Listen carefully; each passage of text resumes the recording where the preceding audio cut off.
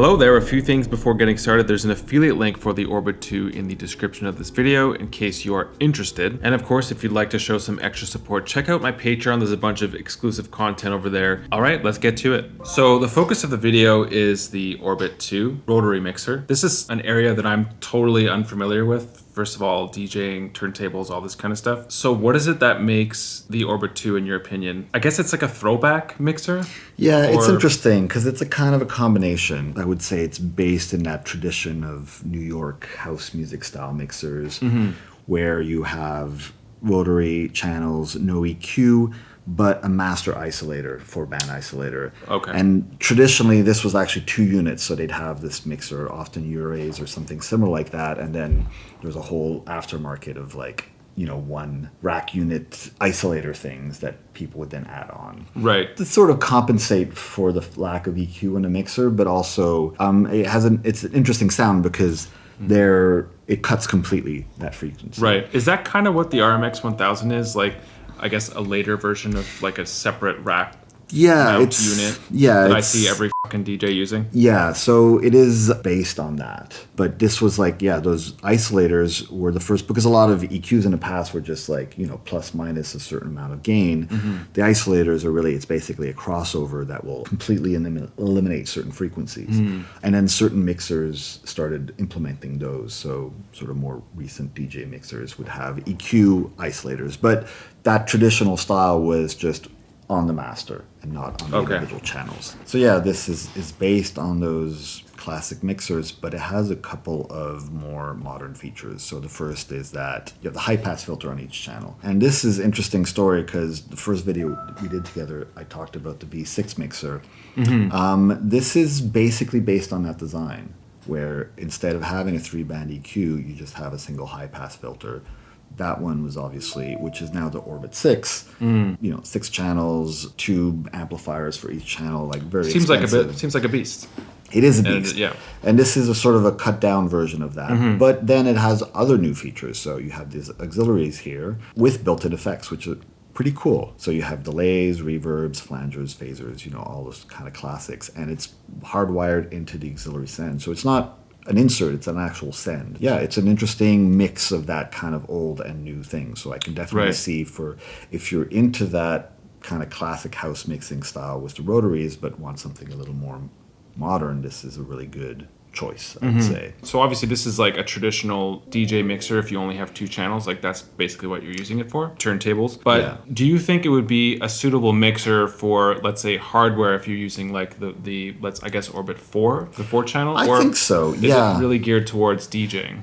I mean, it is, but nothing keeps it from working well with hardware. The issue is mostly that you just have RCA connectors. But it's a bit of the same thing with the Model 1. Like, Model 1 has sort of those 2 identities where you have the RCAs for the traditional mixing, you have the DB25 that you can use, but you can just with the proper cables use this for, you know, a live setup as long as everything is stereo. And it would be quite good because, again, you have these high pass filters, you have the effects, the isolators. So I don't know what it is, but to me, the Model 1.4 feels more like a hardware unit. For some reason, I look at this and I'm like, DJ. Yeah. For whatever reason, I guess it's the rotary knobs. Yeah, well, that's the thing. Like, I mean, there was basically 2 markets in which the rotary knobs were popular. One was broadcast mixers. Right. And the other one is DJs. And it's really specifically that type of DJs. Faders are a lot more common for DJs. So it's a bit of a niche, you know? Right. But it's fun because it does push you towards mixing in a different way. You can be very precise. And these, not quite V6 level quality, but they're nice faders. They have a good feel. Everything kind of feels quite nice on this. So, it's really good for smooth, long mixes where you're kind of riding the mix.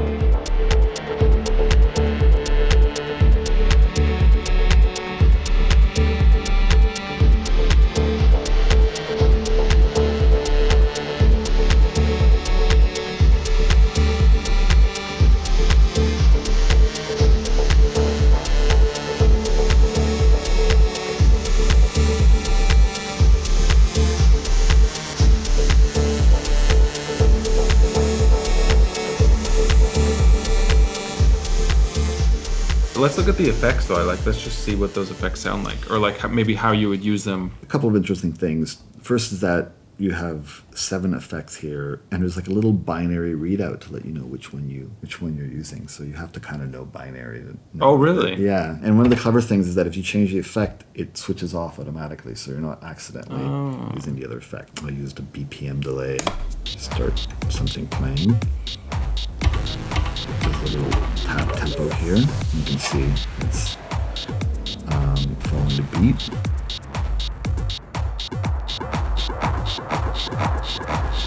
So it's not exactly on the beat, because the BPM, there's no automatic detection, but that's kind of nice, you know?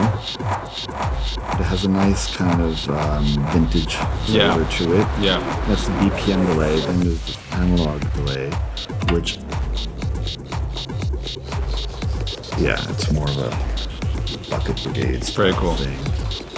The one thing I'd say is missing, it's definitely EQ'd, but it's an issue when you're using an effect on a complete track like this. You'll want to remove some frequencies. Right. So it would be nice if there was an EQ or some kind of filter, but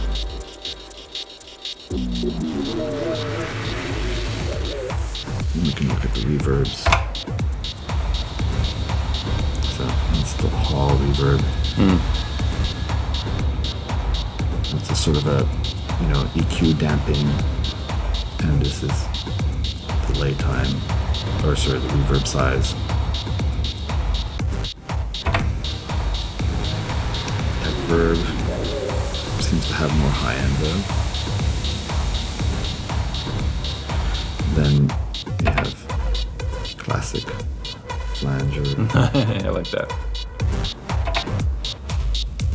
Phaser. Sounds pretty nice. Yeah, it's interesting. The send only seems to work on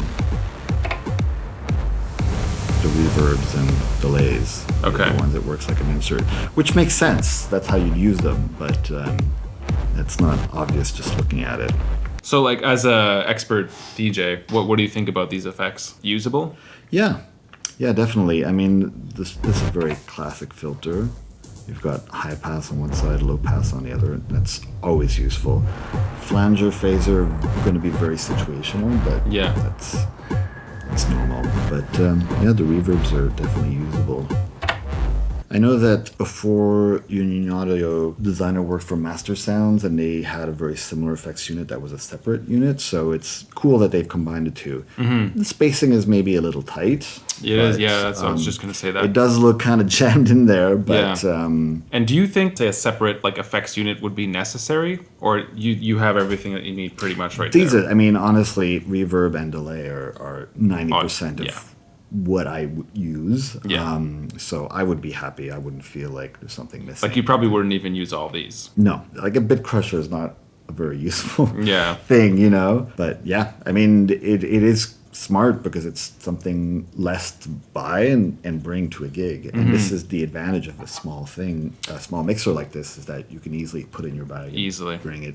Well, that's another thing I wanted to talk about is, like, do you think that it feels like ridiculous to show up to a gig and the mixer is like half of the size of one of the turntables? Like, you don't, you think anyone would care? Do you think the other DJs would be like, what's up with that? Honestly, those who know. Okay. Like, the type of person who brings a mixer to a gig, the people who are going to go hear a DJ who plays that kind of music, like, they're just going to know it's all part of this, culture.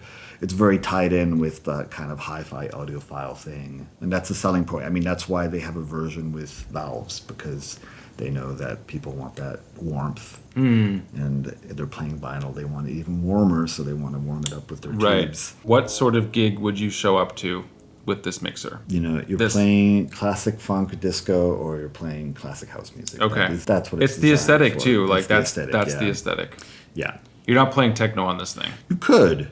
But again, it's like it has to do with how you approach mixing, and a lot of techno DJs do like to do cuts, and you can't like some of these rotary mixers have a crossfader. This doesn't even have that. So it's like really like you're gonna take your time mixing. It's clever the way they've done this, because there's both a dedicated, from what I can see, a dedicated send return or insert. You can plug in an external effects unit with cables very easily.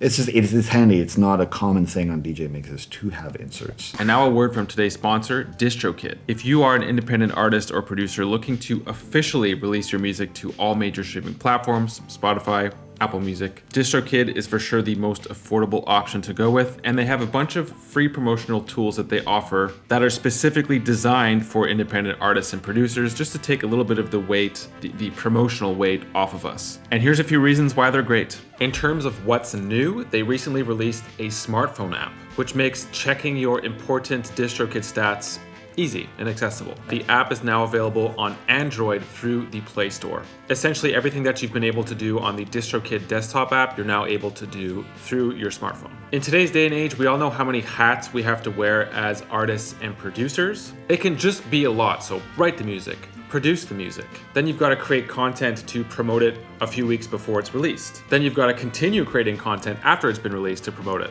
It's a lot, and I'm not saying that DistroKid does all of this work for you, but they do make it a lot easier for us with the free promotional tools that they offer. The one I use most is Hyperfollow. It's essentially a free landing page or link tree. It's super clean. You could link maybe your latest video, your latest single, other important links you'd like to lead people to. I also use promo cards whenever I release a single. Just select the single that you would like to promote and it'll auto-generate a few different options for you to choose from. Go with DistroKid. It's just over $20 a year to release unlimited music to all major streaming platforms. You keep 100% of your streaming royalties. So many other tools that they offer for someone who's independent, they're made for us. And there is a discount linked in the description of this video if you would like to join.